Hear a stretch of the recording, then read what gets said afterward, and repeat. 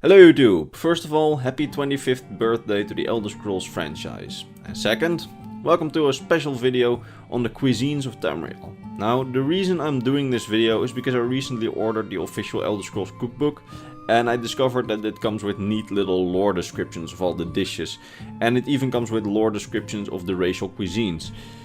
So I decided to cover it after some people on Discord said, well yeah, that would be an interesting video. Now, this video is not sponsored in any way by Bethesda or anyone else. I just found this interesting and people on the Discord were interested as well. So yeah, I want to give a bit of an overview of the lore info given in the book, since I previously, all we could do was guess on the cuisines. So yeah, let's kick off.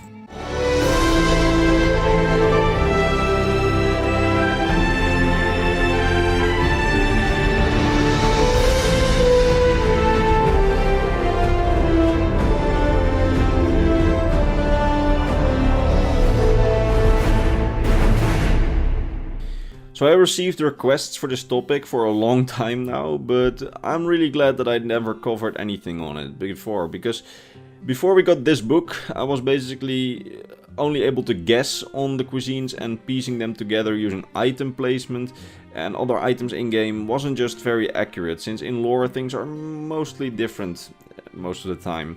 But now we have descriptions of each race's cuisines, and well, it's officially licensed material by Bethesda, so I accept it as canon, and we will see what I have learned.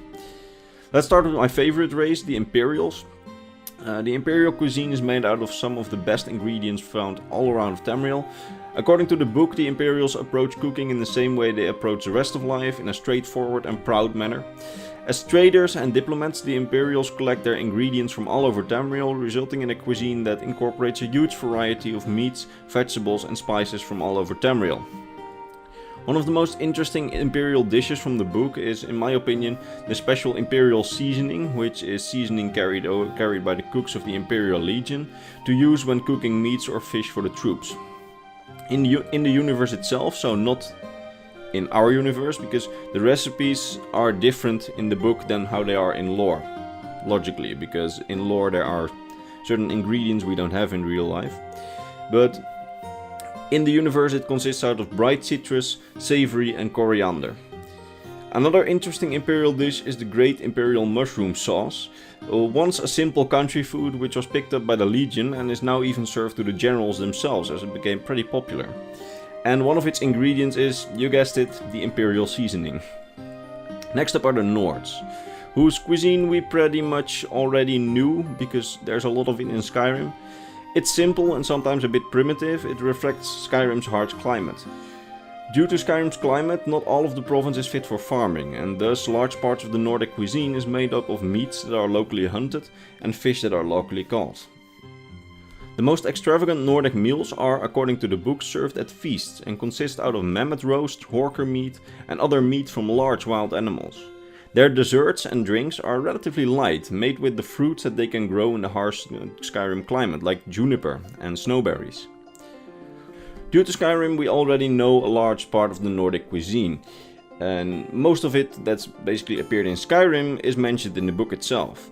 But I want to give a special mention to the meat with juniper berry, which appears in the book, and I simply love that they put it in because I like the reference and I really liked collecting the meat with juniper berry bottles in the game, so leave me be. This was basically one of my favorite parts of reading that book. Now, next are the Red Guards. The Red Guards we still know relatively little about, even though the book spends about 30% of a page to tell us. They only tell us that they grow drought-hardy crops and raise simple livestock, like goats, in the habitable parts of Hammerfell. Due to the arid Elekir desert, growing crops and getting food for Red Guards isn't as easy as for the other races, and most of their regular foods get imported from other parts around Tamriel. That said, they do have a rich export sector for spices and hot peppers, which they export to the rest of Tamriel.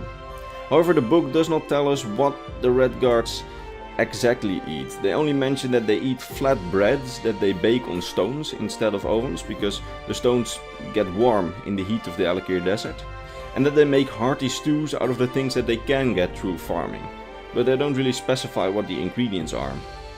Also, Redguard dishes don't seem to be featured anywhere in the book, unfortunately, but it seems to be that it's almost the only race, together with the Altmer unfortunately, that do not get a mention in one of the dishes. I might have missed any of them, and if I find any one of them later on, I will add it to the top comment in this video. Now, next are the Bosmer. They are an interesting case to say at the least, since they have a pact with the god Ifrin, the Green Pact. This pact entails that they cannot eat or harm living plants from their homeland of Valenwood. This has resulted in the Bosmer of Valenwood eating almost exclusively meat, which they receive from hunting animals in the Valenwood jungle. They also forage eggs from treetops to then later cook. Most of their food is not really prepared in a special way like the other races. It's cooked, then eaten. Simple as that.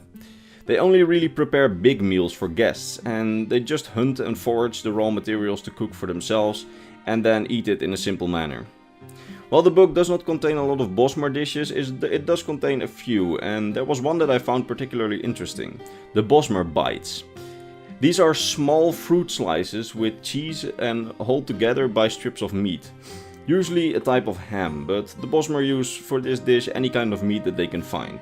The interesting thing about this is the fruit that's inside it, because according to the lore description of this dish, these are made using fruits that naturally fell from trees.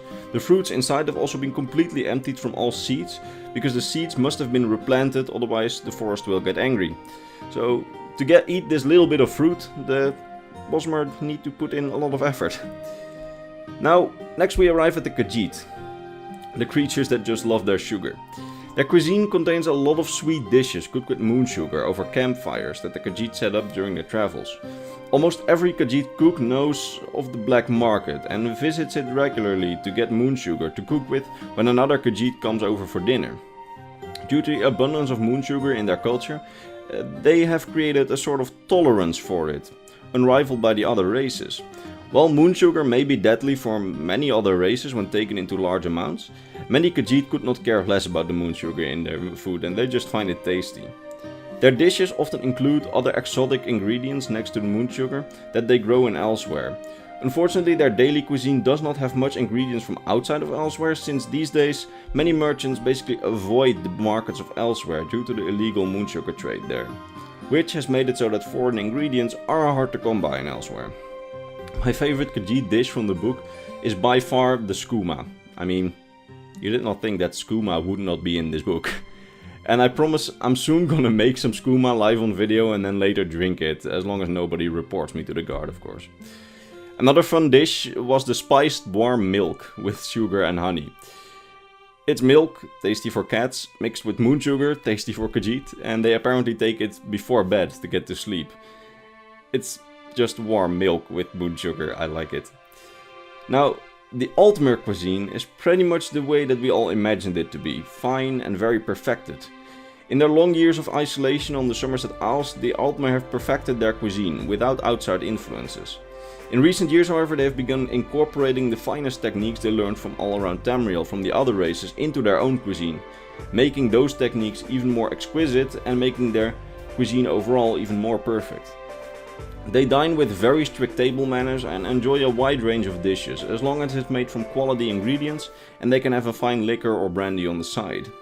Unfortunately, like I mentioned before, the book does not really seem to feature any Altmer recipes like the Redguards, probably because I'm too much of a weeb to make them since they are apparently so fine, but I'll keep an eye out for them, and you keep an eye out for the top comment under this video. Maybe I found anything by the time that you're watching it.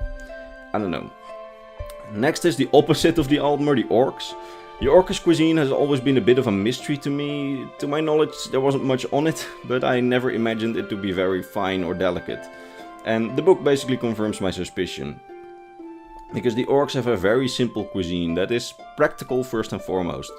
Their dishes are simple and a bit primitive. Some Orcs even use the fires of a blacksmith forge to make their food, but they make the food in large quantities in the strongholds. So meals that way can be shared with every member of the stronghold during dinner. The book even gives an example of such a share meal, the Orsimer venison. A communal meal made out of roast venison on rice. Many of their strongholds serve this, as venison is most abundant in their strongholds due to the abundance of it. It's simple but tasty. An interesting side note to this is that the best chef in all of Tamriel, praised by even the Altmer, is the gourmet, who, ironically, is an orc. If you want to know more about him, I did a video about him as well, so watch it if you want to know more. Next up are the Bretons. Their cuisine is also made up of quality ingredients, as they have access to exotic foods from their rich trading in Iliac Bay. And the climate of High Rock is ideal for most vegetables. But what the book also tells us is that Breton cuisine on itself does not really exist, as there are basically two types of Breton cuisine. The noble cuisine, which is expensive and elaborate. It consists out of really fine dishes made for the aristocracy, made by professional cooks, while the poor peasantry of High Rock have their own peasant cuisine, which consists mainly out of their own foraging and farming. As for them, imported goods are likely too expensive, as they're all bought up by the aristocracy. A good example, and maybe even the only example of Breton cuisine in the book, as I haven't been able to find anything else, is the canis root tea, made for Breton mages, that wakes up the body and the mind. Now, next up is probably the race with the weirdest cuisine, the Argonians. The book even mentions that their cuisine is an impenetrable taste for outsiders. They eat a lot of raw fish and forest swamp plants that they collect in the marshes. Their dishes are often accompanied by small side dishes in the form of everything that they can find, from small fish to insects and even other little creatures they find in the marshes. They basically eat everything. Most of their dishes are not made for the other races, however the book does mention the swamp shrimp boil. It's simple, a boil made out of shrimp caught in black marsh. This is one of the few Argonian dishes that has popularity all around Tamriel and has local varieties with local types of shrimps. So in Skyrim, shrimp caught in Skyrim.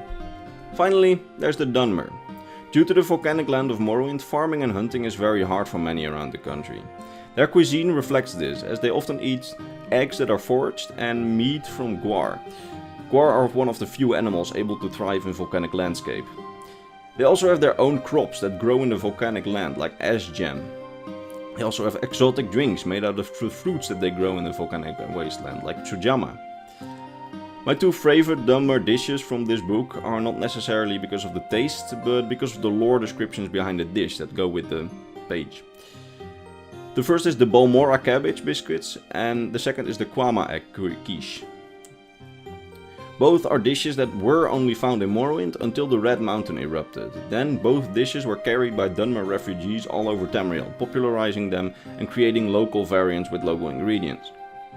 Now, this was far from everything in the book.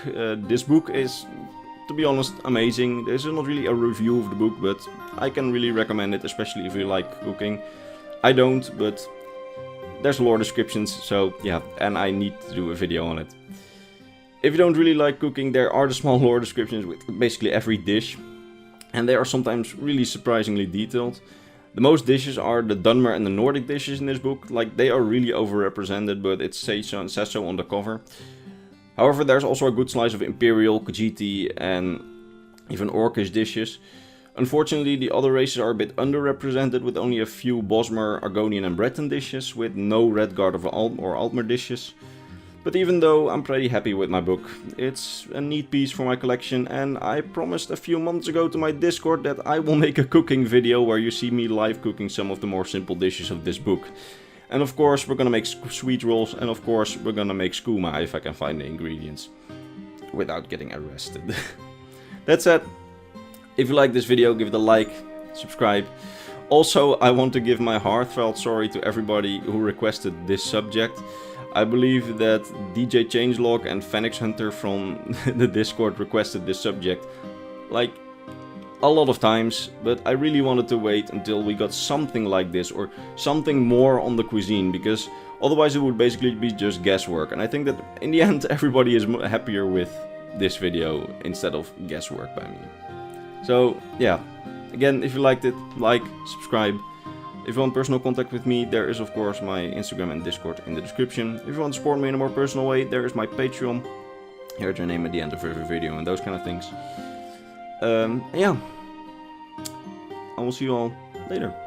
Bye bye.